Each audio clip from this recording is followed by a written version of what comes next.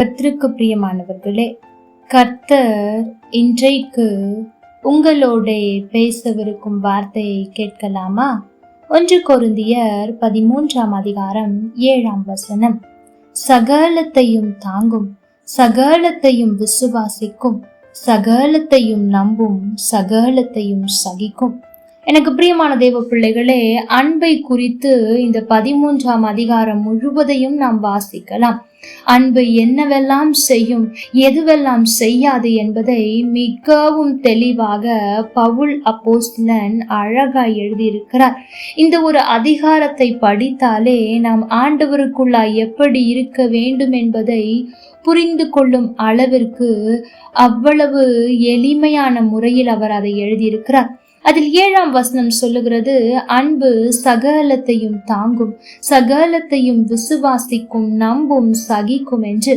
எனக்கு பிரியமான தேவ பிள்ளைகளே, இந்த அன்பைத்தான் ஆண்டவர் நம் மீது காண்பித்தார்.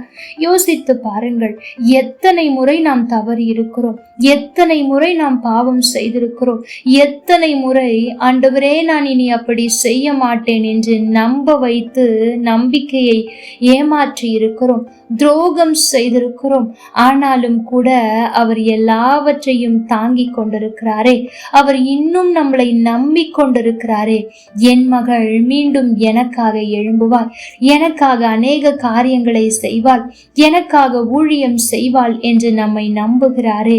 அவரை போல அன்பு காட்டுவதற்கு இந்த உலகில் ஒருவரும் இல்லை. எனக்கு பிரியமானவர்களே, நீங்கள் இந்த வசனத்தை ஆண்டவரோடும் மனிதர்களோடும் ஒப்பிட்டு பாருங்கள். ஒருவேளை இந்த உலகத்தில் உங்களை அதிகமாய் நேசிக்கிறவர்கள் இருக்கலாம், அல்லது நான் உன்னை இவ்வளவாய் நேசிக்கிறேன் என்று சொல்லுகிறவர்கள் இருக்கலாம். அவர்கள் உங்களுடைய எல்லா காரியத்தையும் தாங்குகிறார்களா? நீங்கள் செய்கிற எல்லாவற்றிலும் அவர்கள் தாங்குகிற பலன் இருக்கிறதா? கோபப்பட்டாலோ, கடினமாய் வார்த்தை பேசினாலோ கூட அமைதியாய் அதை தாங்கிக் கொள்ளுகிறவர்களாய் இருக்கிறார்களா என்பதை சிந்தித்து பாருங்கள். என்னதான் பிரியமானவர்களாய் இருந்தால் கூட நாம் பேசும்போது அல்லது அவர்கள் நினைப்பது போல் நாம் செயல்படாத போது அவர்கள் அதை தாங்குவதே இல்லை. இன்னும் சொல்ல போனால் அவர்கள் அதை நம்புவதே இல்லை. ஒரு முறை ஏதோ ஒரு காரியத்தில் ஏமாற்றி விட்டோம் அல்லது ஏதோ ஒரு காரியம் நடந்து விட்டது என்றால் அதற்கு பின்பு நாம் எவ்வளவு சொன்னாலும் நம்பாத மனிதர்களிடத்தில் தான் நாம் வாழ்ந்து கொண்டிருக்கிறோம். அப்படிப்பட்ட மனிதர்கள் தான் நம்மை நேசிக்கிறார்கள் என்று நம்பி ஏமாந்து கொண்டிருக்கிறோம். ஆனால் இன்னமும் நம்மை நம்பி கொண்டிருக்கிற, எத்தனை முறை விழுந்தாலும் நம்மை நம்பி ஆண்டவர் பெரிய பொறுப்புகளை கொடுத்திருந்தும் கூட அதை விட்டுவிட்டு சில நாட்கள் நம்முடைய சுயத்திற்காகவும் நம்முடைய ஆசைக்காகவும் அல்லது நமக்கு பிடித்தவர்களுக்காகவும் நாம் வாழ்ந்திருந்தாலும் கூட அவர் இன்னமும் நான் உன்னை நம்புகிறேன், நீ மீண்டும் எனக்காய் எழும்புவாய் என்று நம்புகிறேன் என்று இன்னும் நம்மை நம்பிக்கொண்டிருக்கிற அவரை போல ஒருவரும் இல்லை. எனக்கு பிரியமான தேவ பிள்ளைகளே, அது மாத்திரமல்ல, அவர் சகலவற்றையும் சகித்து கொள்ளுகிறாராம். எவ்வளவு அன்பான தேவன் பாருங்கள். இந்த வார்த்தை பவுல் சொல்லுகிறார், உண்மைதான். அந்த பவுலுக்குள்ளாய் இப்படிப்பட்ட அன்பை கொடுத்தது யார்? அன்பில் மறு உருவமான ஆண்டவர் தான். பவுல் ஆரம்பத்தில் சாதாரண மனுஷன்தான். இன்னும் சொல்ல போனால் கிறிஸ்தவர்களை கொலை செய்து கொண்டிருந்தவன். அப்படிப்பட்ட இருதயம் உடையவன் இன்றைக்கு சொல்லுகிறான், உண்மையான அன்பு தாங்கும், நம்பும், விசுவாசிக்கும், சகிக்கும் என்று சொல்லுகிறானே. அந்த அன்புக்கு காரணம் ஆண்டவருடைய அன்பு அவனுக்குள் ஊற்றப்பட்டது. எனக்கு பிரியமான தேவ பிள்ளைகளே, இது மனிதர்களிடத்தில் இன்றைக்கு இல்லை, உண்மைதான். ஆனால் ஆண்டவரிடத்தில் இன்னும் இந்த அன்பு இருக்கிறது. அதை நாம் ஒரு உதாரணத்தை கூட வேதத்தில் வாசிக்க முடியும். ஓசியா தீர்க்கதரிசன புஸ்தகத்தை நீங்கள் வாசிப்பீர்கள் என்றால் அங்கே ஆண்டவர் சொல்லுகிறார், ஓசியா தீர்க்கதரிசன இடத்தில் நீ போய் ஒரு விபச்சார ஸ்திரீயை விவாகம் பண்ணி என்று. எந்த தீர்க்கதரிசி ஒத்துக்கொள்வான் பாருங்கள். ஆனாலும் அவன் செய்கிறார். அதற்கு பின்பு அவள் திரும்பவும் இவனை விட்டு விட்டு விபச்சாரத்தில் போய் விழுகிறார்.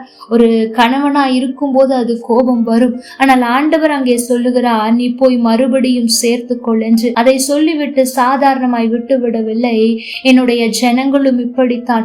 ஒவ்வொரு முறை நான் அவர்களுக்காக எவ்வளவோ காரியங்களை பார்த்து செய்தாலும் கூட அவர்கள் என்னை விட்டு தூரம் போய் விடுகிறார்கள். வேற பொய்யான அன்பை நம்பி ஏமாந்து போகிறார்கள்.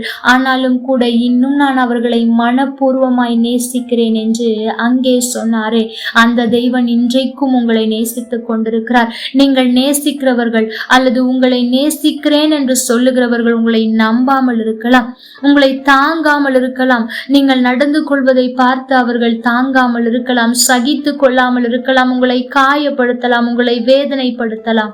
ஆனால் உங்களை நேசிக்கிறேன் என்று சொல்லி ஜீவனை கொடுத்தது மாத்திரம் அல்ல, இன்றைக்கும் உங்களுடைய அன்புக்காக ஏங்கிக் கொண்டிருக்கிற ஒரே ஒருவர் இருப்பார். ஆனால் அது ஆண்டவராகிய இயேசு கிறிஸ்து தான். இந்த உலகத்தில் இருக்கிற அன்பு ஒன்றும் உண்மையானதே கிடையாது. உங்களை உயிராக கூட நேசிக்கலாம், ஆனால் ஏதோ ஒரு நாட்களில் உங்களை புரிந்து கொள்ளாமல் போகும் நிலை வரும். ஆனால் ஆண்டவருடைய அன்பு அப்படி அல்ல.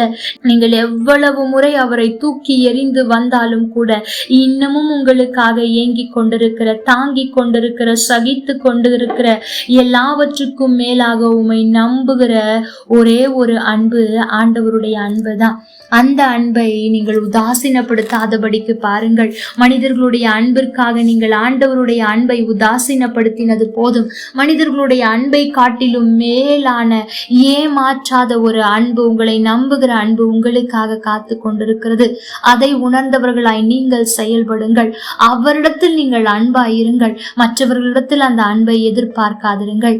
நிச்சயம் ஆண்டவர் உங்களோடு கூட இருப்பார். உங்களுக்கும் அவருடைய இருதயத்தின் அன்பை உங்கள் மேலும் ஊற்றுவார். கர்த்தர் தாமே உங்களோடு கூட இருந்து உங்களை ஆசீர்வதிப்பாராக. ஆமென். லைக் பண்ணுங்க, ஷேர் பண்ணுங்க, கமெண்ட் பண்ணுங்க.